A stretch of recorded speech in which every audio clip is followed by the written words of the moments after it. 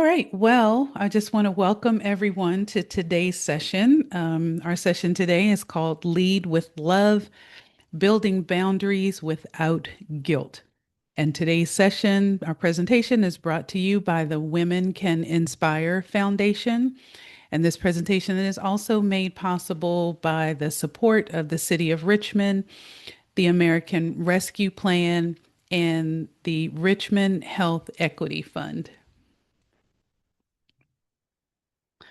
So, for today, I am Dr. Lanice Green. I am the owner and CEO of Inspired and Innovative Wellness Solutions, and I'm going to be your host and facilitator for today's session. So, today's session, we are going to take a deeper dive into one of the concepts that we discussed in our first session of this series that was called Survive, Heal, Thrive, Take Back Your Power.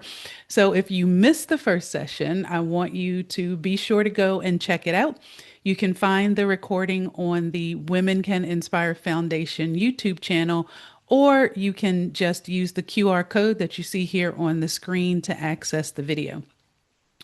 So today's topic is one, honestly, that I believe every woman, every high achieving woman everywhere needs to hear.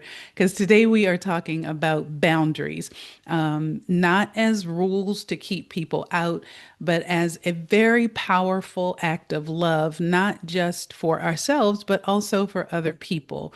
I will confess that for years I wore my busyness as a badge of honor. I was the go-to person, the helper, the fixer. I could just handle everything until I realized that I couldn't. For me, burnout didn't show up as a big blazing fire. It showed up very quietly in little things like being irritated and irritable, feeling exhaustion, having brain fog, and just really feeling disconnected from not only the things that I loved and the people that I loved, but disconnected from myself, things that used to bring me joy. And it wasn't until I learned to set boundaries with love that things really began to shift. So, as we get started today, I want to ask you to take a moment and reflect on this question. What's stopping you from leading with love and creating and honoring boundaries in your life? Take a moment just to reflect on that as we go through this presentation. And I will assure you, whether it's guilt, whether it's the fear of disappointing other people, or honestly just not knowing how to say no, rest assured you are not alone. And even more exciting, you're in the right place because today's session isn't about becoming hard or unapproachable. It's about learning to live with clarity, with compassion, and confidence. And that starts with how we care for ourselves. So, in today's session, we're going to first get clear about what boundaries are and what they are not. And in doing so, we are going to reframe boundaries, learn to reframe them and to see them and setting boundaries as an act of love. Again, not just for other people, but an act of self love. I'm going to share some examples of what healthy boundaries look like in real life, and I'm going to share some strategies to help you honor those boundaries with grace, especially when others push back. And I promise you, pushback is coming.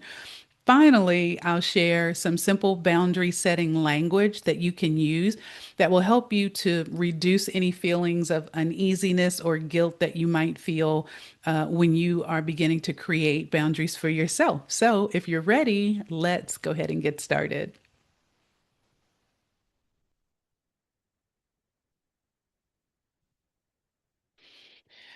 So, before we dive into it, we really need to figure out exactly what is a boundary, really. What is a boundary? So, of course, I went out to the dictionary and I found this definition, which I really love. A boundary is a clear expression of what you need to feel safe, to feel respected, and to feel well, right? So it's really not a wall to keep people out. Think of it more as a guideline that helps other people understand how to be in relationship with you, right? How do we work together? How do we best come together and allow ourselves to really be our best selves and our honest, authentic selves? Boundaries can take on different forms. You can have physical boundaries, emotional boundaries, you can have mental boundaries, energetic boundaries, even spiritual boundaries. And in short, they really define what's okay and what's not okay for you. And they do this in such a wonderful way so that they don't require you to justify them. They don't require you to over explain them, and they don't require you to apologize for needing them. When we understand boundaries in this way, they really become less about pushing people away and more about protecting what matters most to you, right? Your health, your peace, and your ability to show up with love and with intention for the people that you love and that you encounter and deal with in your everyday life. Now, no doubt, for many women, setting a boundary can trigger guilt, right? And a lot of that comes because we're often taught to equate love with sacrifice, or we've been taught to see saying no as something that is selfish or cold or even harsh. But here's something I want you to consider. Boundaries are not about rejection. They're really about, again, relationship. What are the rules? What are the guidelines about how we interact with each other when we come together? So boundaries will actually help you stay in connection with people without abandoning yourself in the process. And we're going to talk about this as one of the cost of not setting boundaries a little bit later in the presentation. So something that as I was putting this presentation together, and thought about that I want you to consider. So, any of you, if you've got children in your lives, whether they're your own kids, they're your nieces and nephews, or godchildren, whatever, think about it. We lovingly, again, there's that word, lovingly set boundaries for children all the time, right? It's time for bed. You've had enough sugar. Use kind words, right? And we do this not so much to control them or to punish them, but to protect them, to guide them, and to help them to thrive, right? We do it from a place of love. But somehow, when it comes to the adults in our lives, we hesitate, right? We over explain. We find ourselves in situations where we're just putting up with stuff that we don't really want to put up with. And we feel bad oftentimes for needing space or for being able to just say, not right now.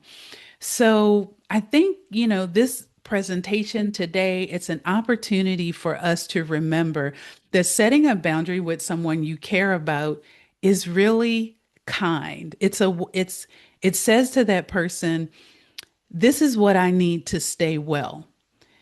This is how I can continue to show up with love and not resentment. And this is how I continue to show up in a way that honors both myself and you and our relationship. So hopefully, we're starting to see and think about boundaries in a different way. Again, not harsh, not walls, but really, really guidelines, loving guidelines to say if we deal with each other this way, I can be my best self, you can be your best self, and we can really bring love into our relationship. So, love for self and not others. So, when we talk about boundaries being an act of love, again, it's not only an act of love for other people, it's an act of love for ourselves as well.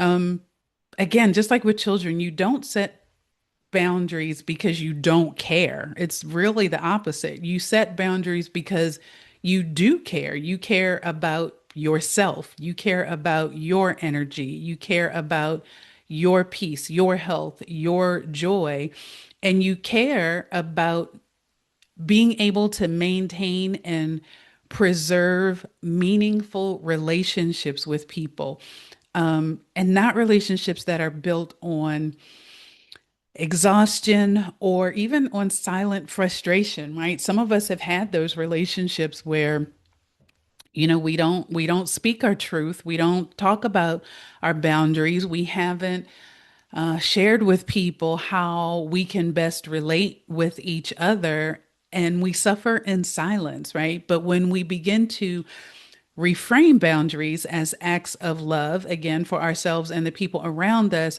we give ourselves permission to pause and to create a space for ourselves that we can move from, that feels good and it feels grounded. And that's not selfish. That's, I really see it as an act of self-respect.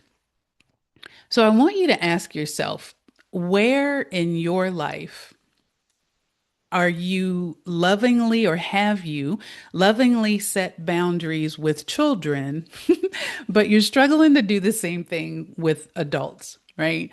And what might change in your life if you treated your own needs with the same compassion and clarity as you give to other people's needs? And we're going to talk about how not having boundaries oftentimes shows up as overextending ourselves to meet the needs of other people, but we're not thinking about our own needs, right? And again, this isn't about being rigid. This isn't about being unkind. It's about honoring what helps you show up well in your relationships, in your work, in your life. And when we avoid setting boundaries, we don't avoid conflict. A lot of times, what we're going to talk about that. You think when you don't set boundaries, I'm just I'm going to let everything smooth over. It'll be easier if I just say yes, if I just go along with it. But when you avoid setting boundaries, you really don't avoid conflict. Oftentimes, what happens is you move the conflict inwardly. You move the conflict internally. So that's going to bring us to the next part of our conversation. What's the real cost of not setting boundaries? I see someone shared in the chat that they struggle setting boundaries as a caregiver for their mom, more so than being parent as a parent with their son. Yeah, that is a tricky one that I when I share your feelings there, right? Setting boundaries with parents, setting boundaries with our elders, setting boundaries with our bosses. Yes, that's a thing. Setting boundaries with your bosses. It can feel really weird because as a parent, you realize this is kind of your job. But when you're on that other side and you are trying to set boundaries with the people who set boundaries with you, it can cause a lot of internal conflict. So, yeah, that's a super good point and definitely one that I relate to quite well. But we're going to talk about the cost of not setting those boundaries. So let's go ahead and dive into that.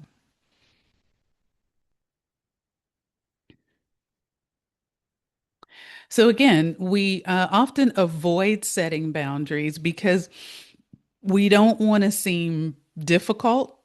We don't want to seem selfish. We don't want to seem like we're not being nice and we're being unkind. And a lot of times we worry about how other people are going to react. Are they going to be disappointed? Are they going to be angry? Are they going to become distant? Like, oh, she doesn't want to say yes to me. She doesn't want to do the things. She said no. Oh my goodness. But here's the truth. Avoiding boundaries doesn't protect relationships. It silently damages them. And to be honest, it can damage you in the process as well. And the reason that this happens is because When we consistently ignore our own limits, that cost adds up. And it shows up in ways that we don't always recognize right away. But left unchecked, not setting boundaries can take a toll on our emotional well being, our relationships, and even your physical health. So, in this section, we're going to explore four common but often overlooked cost of not setting boundaries. So, one of those is the emotional cost of not setting a boundary, how people pleasing and just giving in all the time, silence impacts your inner world. We're going to talk about the relational cost, how unclear boundaries can really leave you feeling resentful and disconnected from the very people that you love, from the very things that you care about, and from yourself. We're going to talk about the energetic and the physical cost, how saying yes too often can lead to exhaustion and even burnout. And then we're going to talk about the cost to your identity, how you can lose yourself when you become so entangled with other people and the needs of other people. So, as we move through these different costs, these fees that we pay for not setting boundaries, again, I want to ask you to take a moment to reflect and think about where some of this stuff might be showing up in your life. What things might you be carrying the cost of not setting a boundary as we talk about some of these different costs? So let's start with the emotional cost of not setting boundaries. So, when you consistently ignore your own needs in favor of keeping the peace, does that sound familiar to anybody? Right? You're ignoring your own needs in favor of keeping the peace, or you don't want to be seen or perceived as a certain way. Again, you're unkind, you're not cooperative, you're not you're not a team player. When we do this consistently, we often pay with our own emotional well being, right? We become resentful. And it's interesting, I think we don't necessarily become resentful toward other people. We become resentful, honestly, with ourselves for not speaking up for ourselves, for not advocating. That's that feeling that you feel in your gut when, in your head, you're having that conversation like, oh, I should have said no. I really didn't want to say yes. That's that internal conflict that you're having. You're more upset with yourself because you're not standing up for yourself than you are with the person for asking. Emotionally, it can also leave you feeling overwhelmed, just stretched really thin, and just drained. The other thing that always saying yes has or cost you emotionally is that it can erode your ability to trust yourself, right? Because every time you, what I'm going to say, override your inner no, when you say yes, when you really, really wanted to say no, it becomes harder for you to recognize your own limits. That line gets blurred. And so your self trust erodes. And all of this really can simmer very quietly within yourself. Again, it is masked by smiles. You're smiling, but behind the smile, you're kind of shaking your head like, I really didn't want to be doing this right now. Um, it's the long to-do list when you're to-doing things that you really didn't want to put on your to-do list. And that's where that silent frustration begins to really eat at you internally. And when you consistently, again, ignore your own needs and fail to create or honor, because sometimes we create the boundaries, we just don't honor them. That cost is cumulative. It's not just like one time and you're going to be frustrated. Every time you dishonor, don't create or dishonor your own boundaries, it adds up, it adds up, it adds up. And that's why over time it shows up as exhaustion, it shows up as resentment, it shows up as diminished self worth. We become so focused on meeting everybody else's expectations that, quite frankly, we disconnect from our own truth of who we are, what we need, what we want. So, again, boundaries aren't barriers, they are a framework that you put in place to honor your energy, to protect your peace, and to help you be able to show up fully as your best self. I'm going to keep saying that over and over, showing up fully as your best self. So let's talk a little bit about the relational cost of not setting boundaries.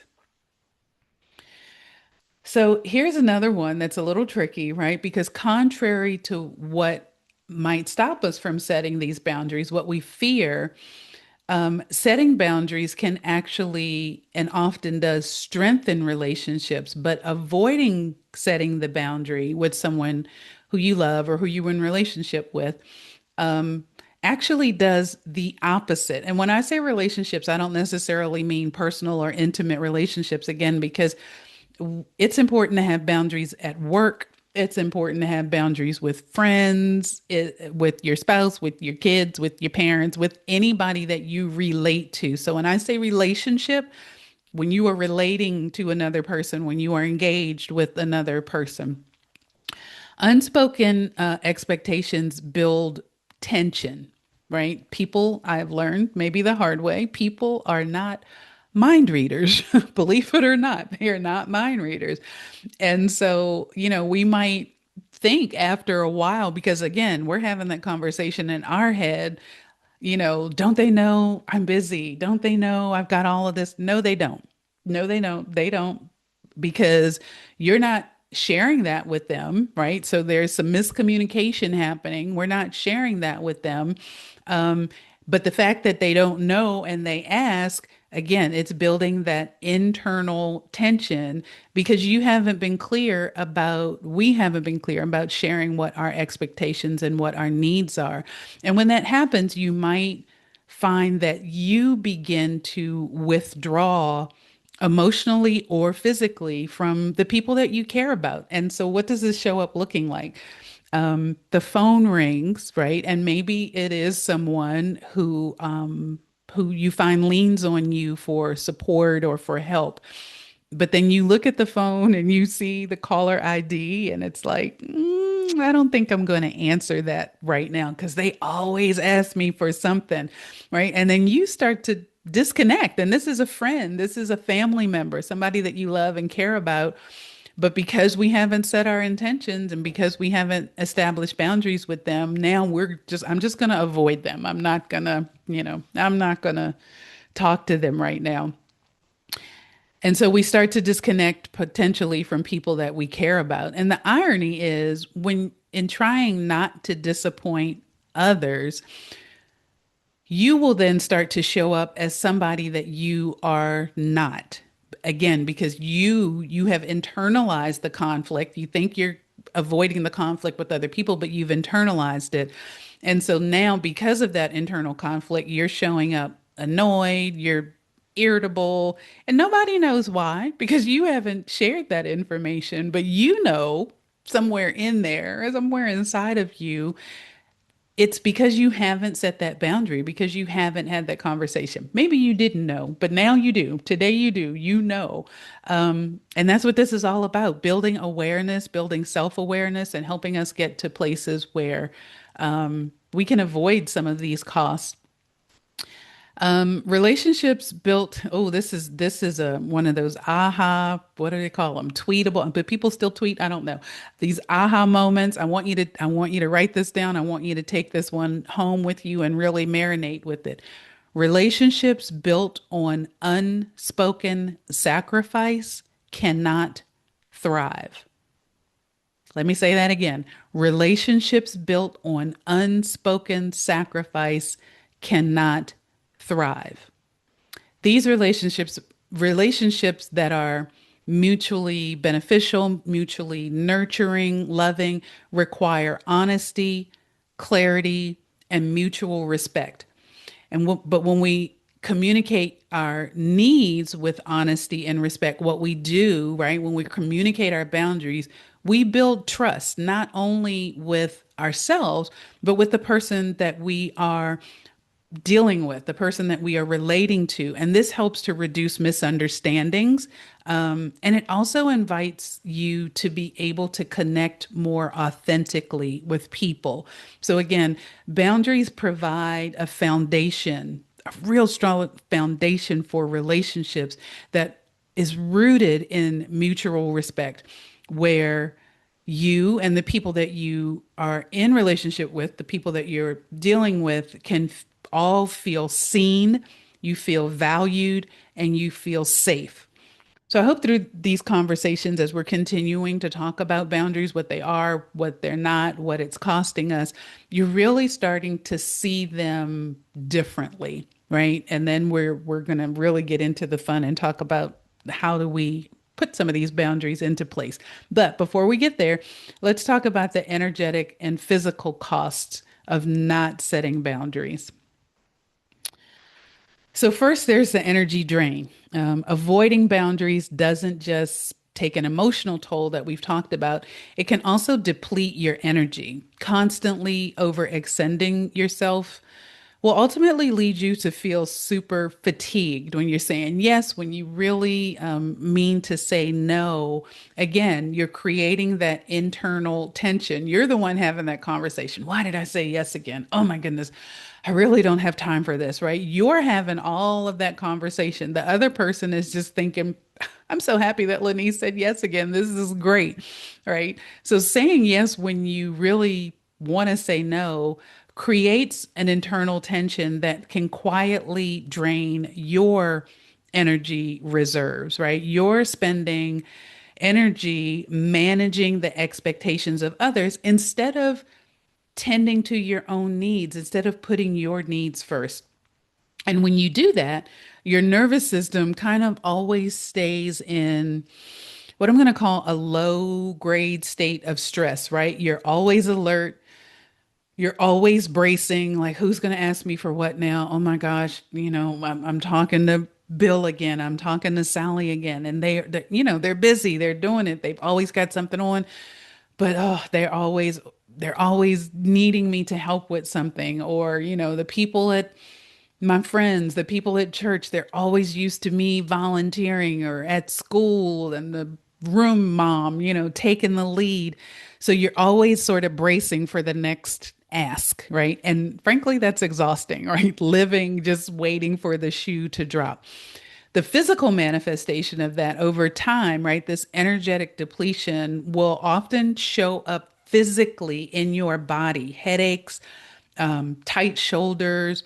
It can disrupt your sleep because, again, you're ruminating. Why did I say yes when I meant to say no? I don't really have time for this. How am I going to fit it in? Oh my gosh, I've already done it. Now I've got to show up tomorrow with a smile on my face, and I really don't want to, want to do that, right? So it can show up physically in your body as these things. It can actually weaken your immune system. And it can show up again as heightened sensitivity, where you're just, again, you're braced for the next ask, irritability, or even burnout. Now, what I will say is, again, building self awareness here. This is your body waving a red flag saying, hey, something's not working here.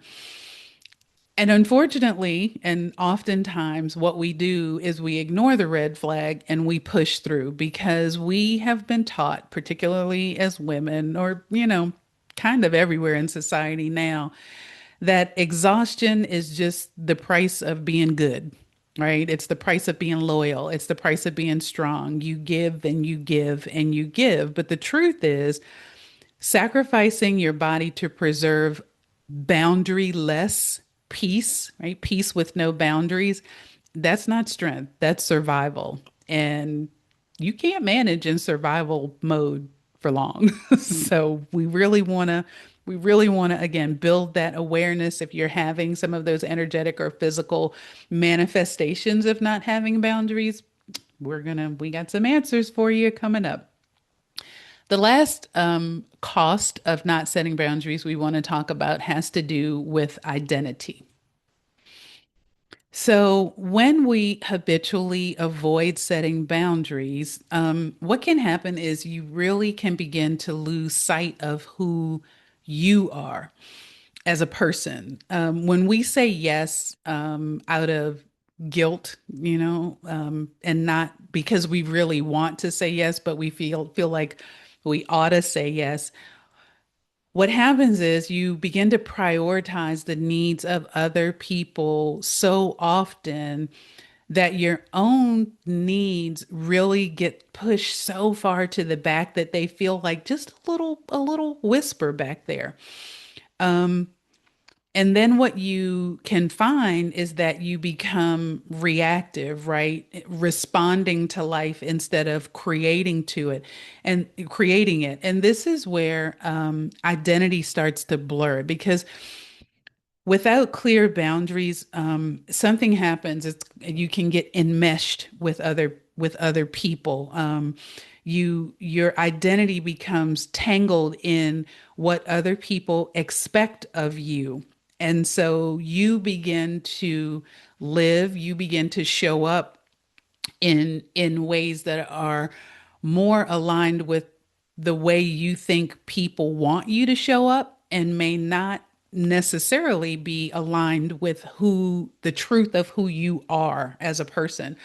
So, if you've ever wondered, like, who am I when I'm not meeting the needs of other people?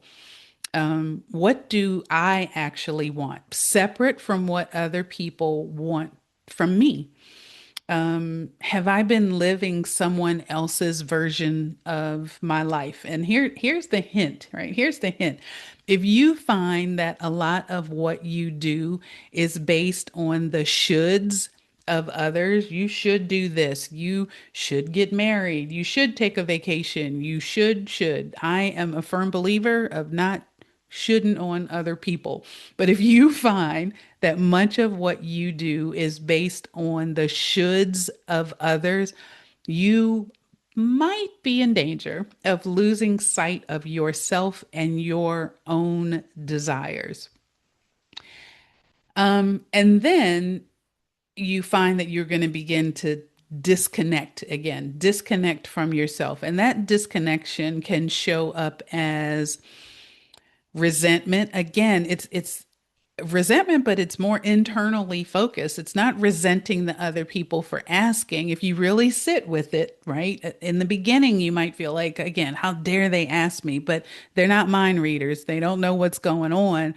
And if you really just sit with what is this feeling of resentment trying to tell me, you'll find that it's often inwardly personally focused. Yeah, it's a resentment you have toward yourself for not standing up for yourself. It can show up as a sense of being off, out of alignment. Again, just not feeling like yourself, not showing up as the person that you know yourself to be. You're showing up as the person that you think other people want you to be. And that leads to, feeling emotionally numb, like you're just kind of going through the motions, but I really don't want to be here. I really don't want to be doing this, but okay.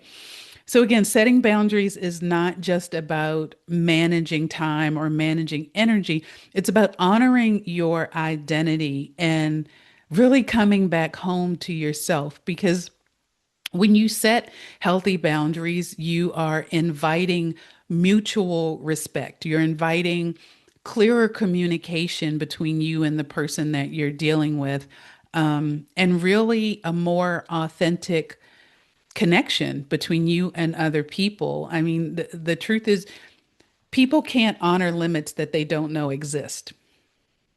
I'm going to say that again for the people in the back, right? People can't honor limits that they don't know exist. So, again, nobody's mind reading here. Boundaries are not rejection, they are an invitation for people to relate honestly to you, and for you to relate honestly with other people. So, we've talked about the cost of not setting boundaries. We've talked about all of the benefits, the wonderful things that creating boundaries can do for you, can do for your relationships, can do for your well-being. And so the question has to be asked, why did so many of us struggle with setting boundaries if these are just such wonderful things? So let's dive into that and talk about that.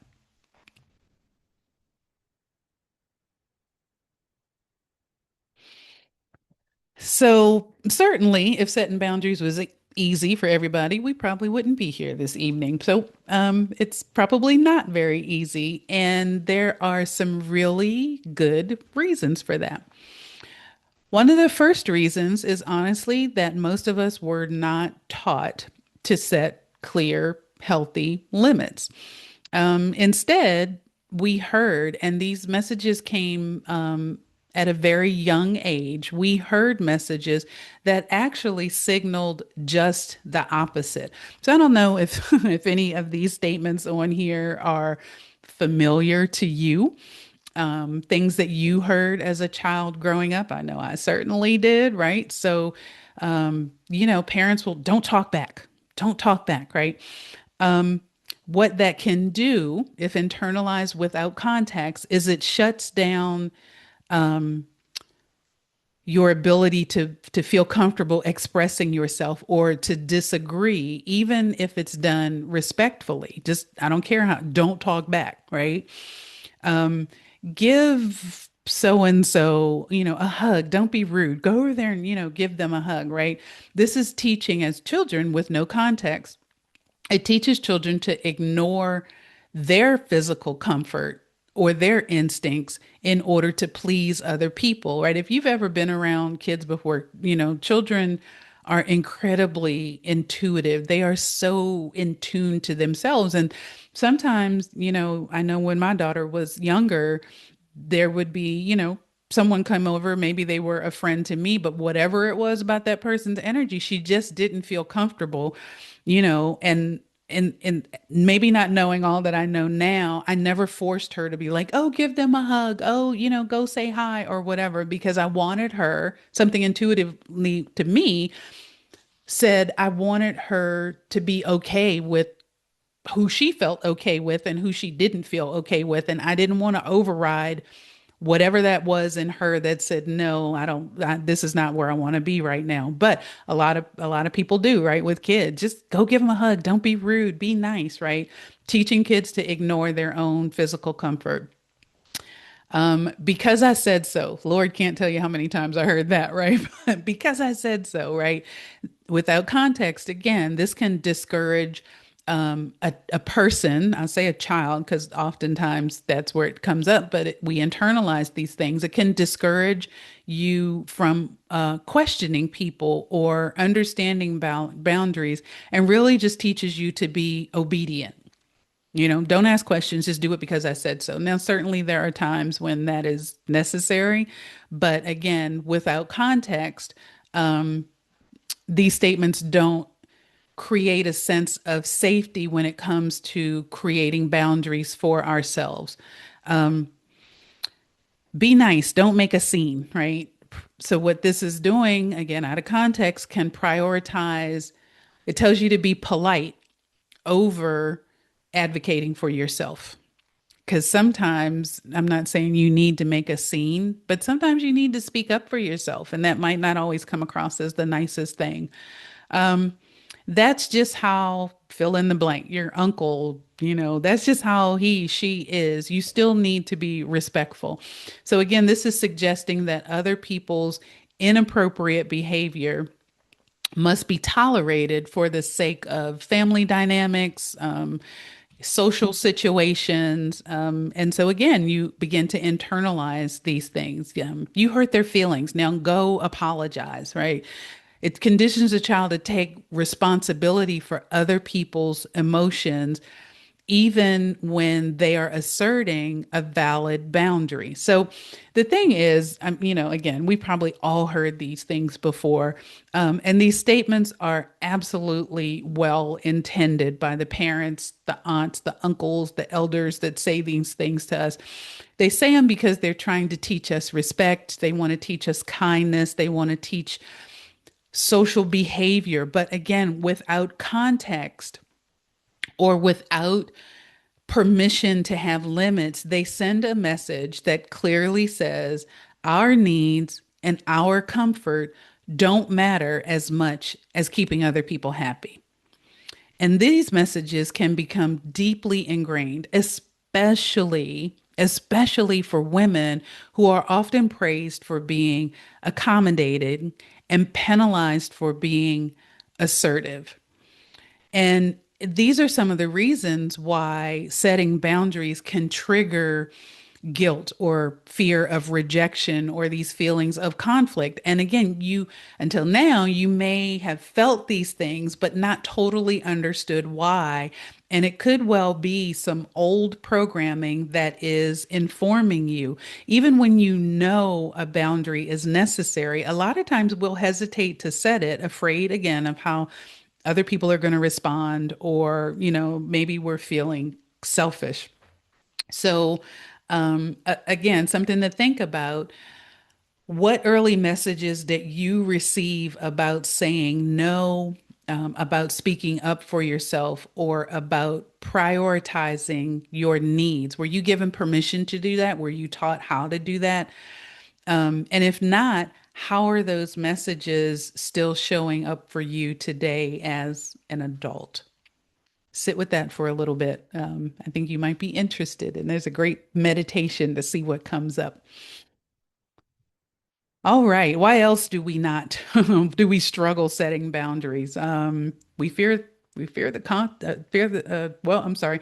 We tie our needs, our worth to being needed, right? So we've been conditioned to see our value in how much we give. Saying yes, we're being kind, we're being helpful. That's a sign that I'm loving.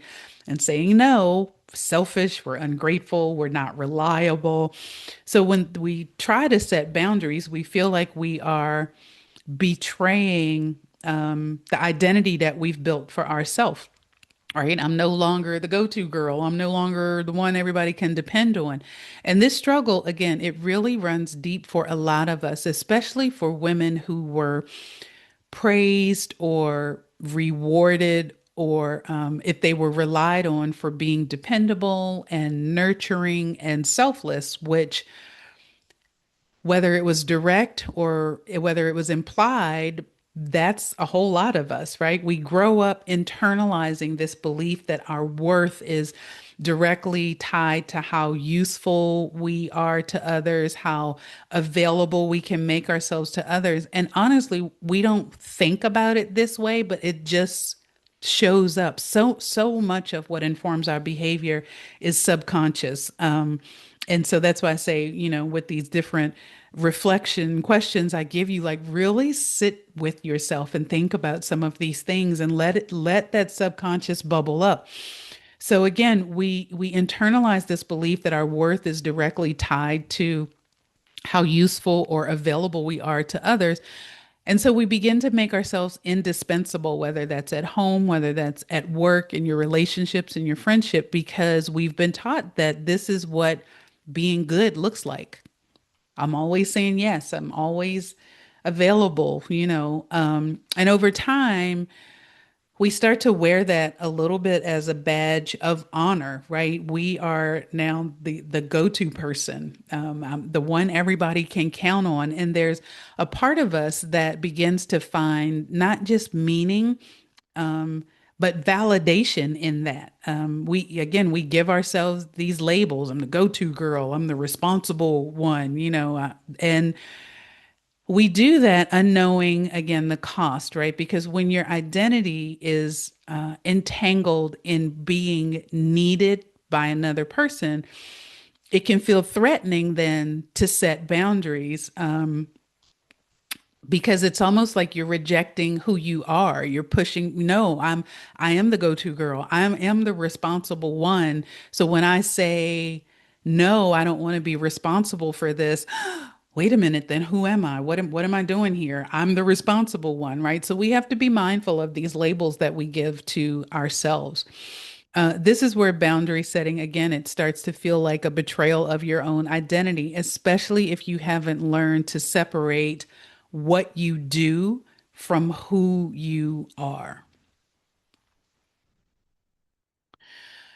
All right. Another reason that we have a challenge setting boundaries again is because we fear the consequences, right? What if they get mad? What if I hurt somebody's feelings? What if they walk away? What if they don't want to be friends anymore? What if they don't call? What if they don't invite me to the next big thing, right? So we fear conflict, we fear rejection, or we fear being misunderstood. And so we don't set boundaries, right? And so this is again the third reason that a lot of people struggle is fear, plain and simple. We fear the fallout. We worry that if we speak up or say no, somebody's going to be disappointed, they're going to be angry. We don't want to damage the relationships that we have. We worry that people are going to think, again, we're selfish, we're difficult, we're unreliable. And even more deeply, some of us carry a core fear of abandonment.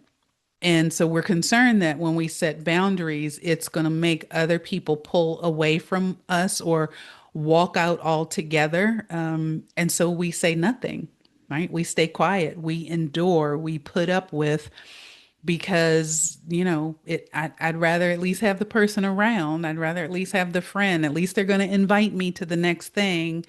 And so we just go along. You can stretch yourself super thin trying to keep the peace.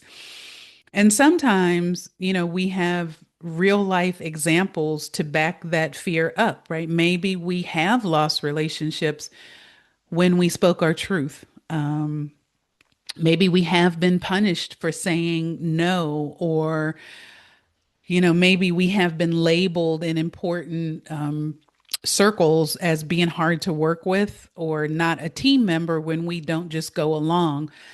But here's what's also true: living in fear of other people's reactions can keep you imprisoned in a version of yourself that is not fully authentic. Again, because now I'm going to show up as who you want me to be, which might not be aligned with who I really am. And so then we circle back to this internal conflict that you're managing that causes the physical and the energetic cost and the emotional cost that we talked about. It's a thread that can get pulled and unraveled very easily.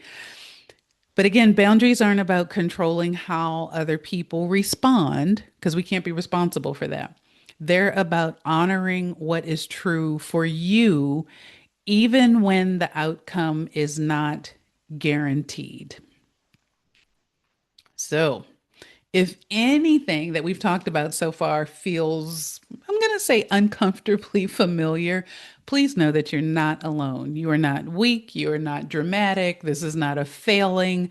You are human.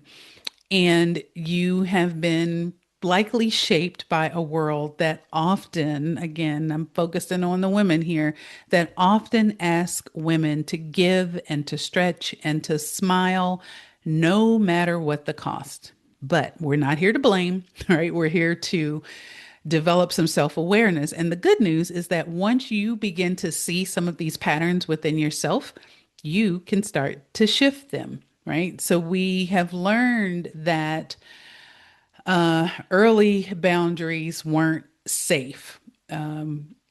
We don't always believe that we deserve to have boundaries. We learn that we're afraid of what will happen if we set boundaries.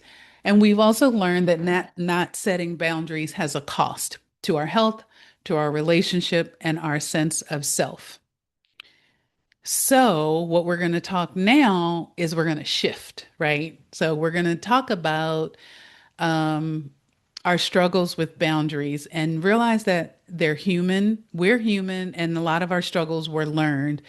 These patterns were built over years. It might take a minute or two to build some new patterns, but with awareness and with a little bit of practice, change is absolutely possible. The great thing is that setting boundaries is a skill. It can be practiced, it can be strengthened, and it can be refined over time. And not only is it possible to set boundaries without guilt, it is essential, I would offer, if you want to show up as your best self, fully authentic self for yourself and for other people. So let's talk about some strategies for setting boundaries without guilt. Now, remember, setting boundaries doesn't have to be harsh. It's not about shutting people out. It's about showing up for yourself with clarity, with kindness, and with conviction. If you think about a boundary as a bridge and not a wall, you can see how they can support these clarity and they can help to reduce conflict. So, in this section, we're going to talk a little bit and explore some practical strategies for setting boundaries in everyday life without guilt, without apology, and without losing your sense of self. So, hopefully, these are some tools that you'll be able to start using right away. So, the first thing I'm going to say is start with your values. Before you can set boundaries clearly, you have to know what it is that you're protecting. And a lot of times that can start with your what I call your core personal values. What matters most to you? Maybe it's family time, maybe it's your health, maybe it's having space to be creative or maintaining integrity as work.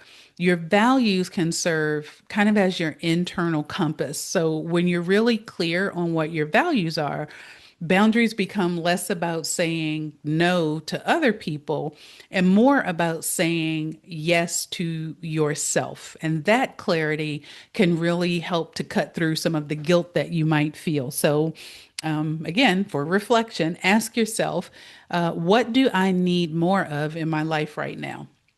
Do you need more well-being? Do you need more time? Do you need more honesty, right? What are those core values? Ask yourself what's draining you the most. Take a look at where you're consistently overextending yourself. And these answers, again, sit with them. Everything might not bubble up right now, but these answers can begin to point to places where boundaries are needed. Okay. So the next thing we want to think about is using clear, kind language. So when you're setting boundaries, again, it doesn't require a hard edge. In fact, one of the most effective ways to communicate a boundary is with kindness and clarity. I always say clarity is kind. You don't need to justify, and we definitely find ourselves in that space, or over explain. And you don't need to apologize for setting a boundary. So, a really powerful template, I'm going to say, that you can use when you want to set a boundary is in order to, and then you insert the value or the need that you have. I need to, and then you insert the boundary. So, for example, in order to protect my evening so that I can rest and recover for the next day, I need to stop responding to emails after 6 p.m. Now, that probably just feels uncomfortable, and you're like, you really want me to say that to my boss? And I'm like, yes. If that's a boundary that you have, if that's what you need, it is imperative that you articulate that. And again, you're not saying like I'm not answering emails after 6.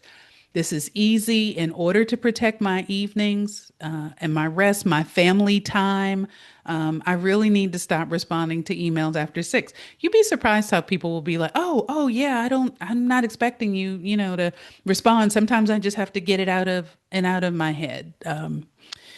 Another one, in order to stay present and patient with everyone, this could be a family one, I need 30 minutes of quiet time when I get home, right? How many of us come home, the husband, the kids, everybody's just like, mom's home, yay. And then everybody's coming at you with their stuff.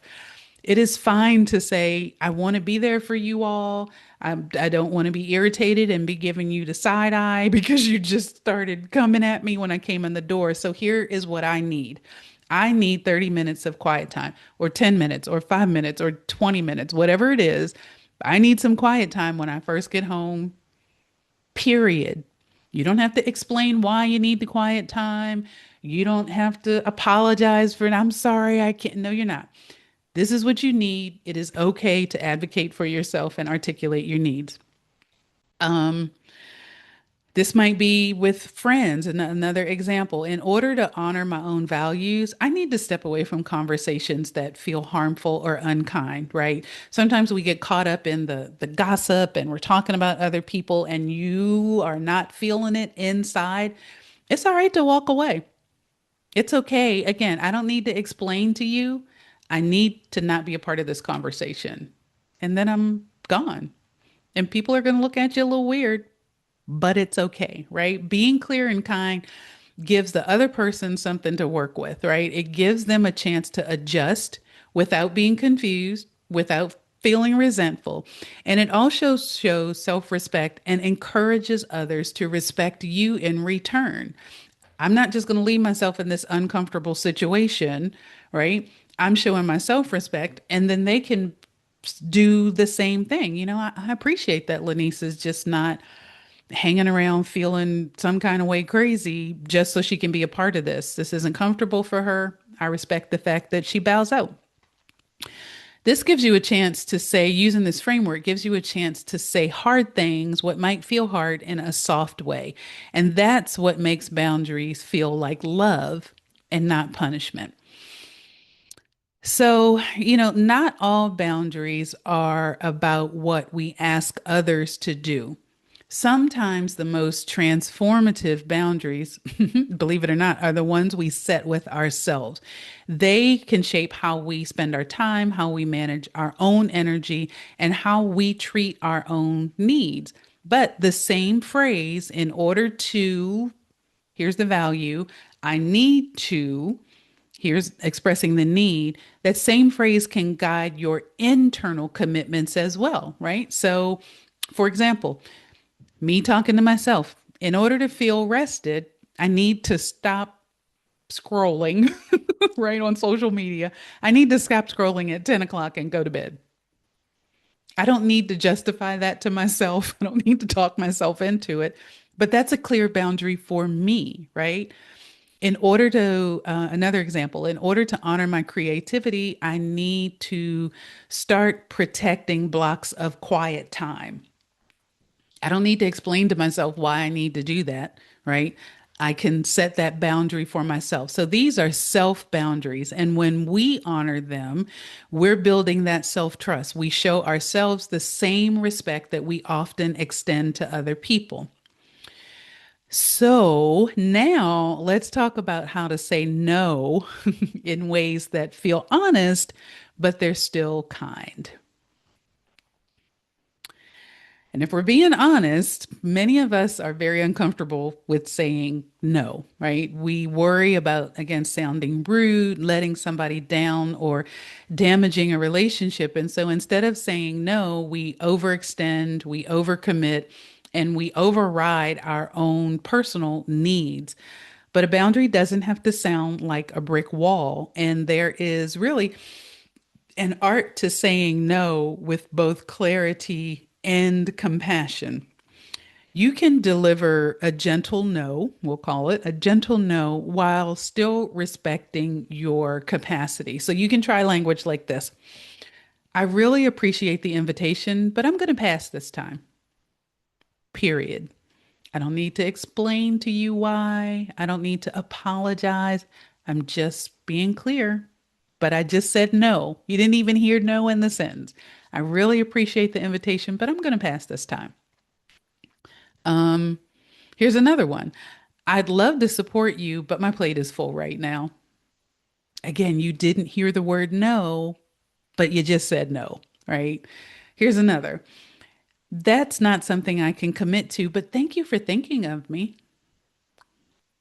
Doesn't it? I mean, it feels better than just saying no. It's a little more comfortable. It's kind. It doesn't require a whole lot of explanation or apology. It's clear. It's respectful to the person you're talking to, and it's showing respectful to you, right? In the beginning, I promise you, people are, well, why? People are going to ask. But here's the thing: you don't have to explain yourself beyond what you are comfortable with. If you want to offer an explanation, that's fine, but don't feel like you have to. Sometimes, no, I'm not available is more than enough. And you can trust that when you are speaking from your Truth doesn't require an apology. If you want to offer alternatives like, another time to connect, or maybe there's a different way that you can contribute, you can do that too if that helps you feel like it's softening what you're doing. But again, it's not required. Saying no is not selfish, it is strategic, and it protects your yeses, the available yeses that you have. So again, that language, you want to practice those gentle no's.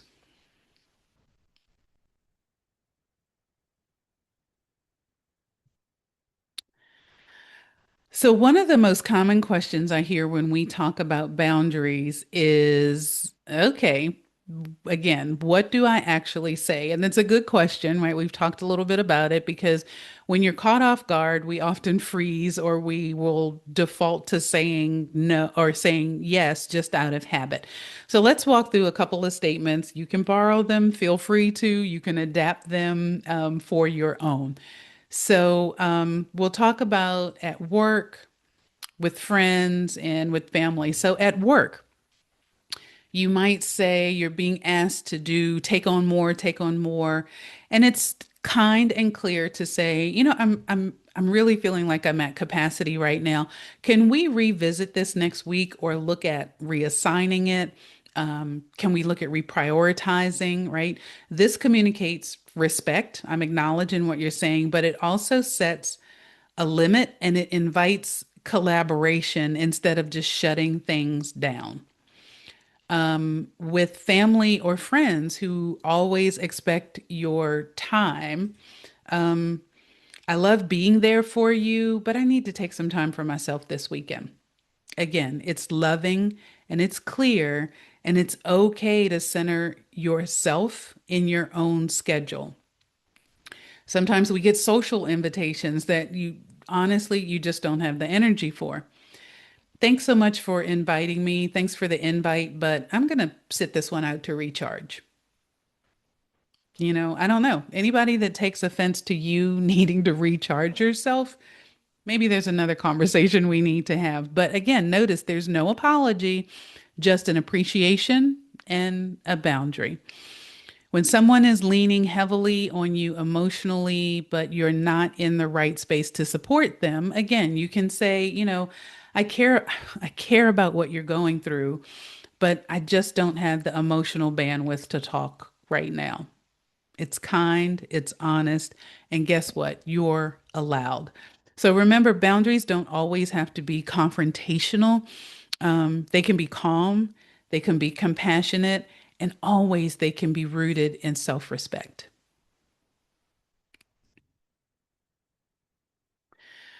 Another thing that helps with setting boundaries, of course, setting them, right, is a powerful first step.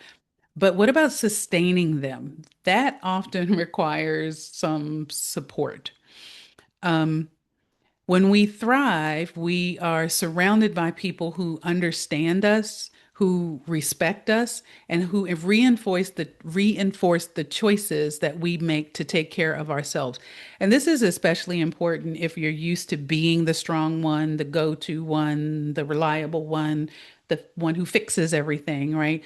Boundaries can really start to feel like foreign territory. Might even make you feel a little lonely at first. And that's why really intentionally cultivating a support system is a really vital part of being able to set boundaries without guilt. Having a strong support system doesn't have to be large, right? You don't need a million folks. It just needs to be intentional. And so when you are putting together your support system or looking to see if you have that support system that's going to help you in this new skill that you're learning on this session, look for people who encourage your growth and your ability to show respect for yourself, people who understand your values and your goals. Look for people who are not threatened when you say no, that they understand sometimes no is okay.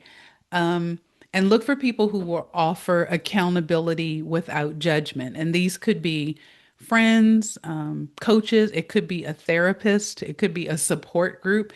It could even be an online community where doing this kind of work, where setting boundaries is celebrated. A few tips for building and maintaining that support group.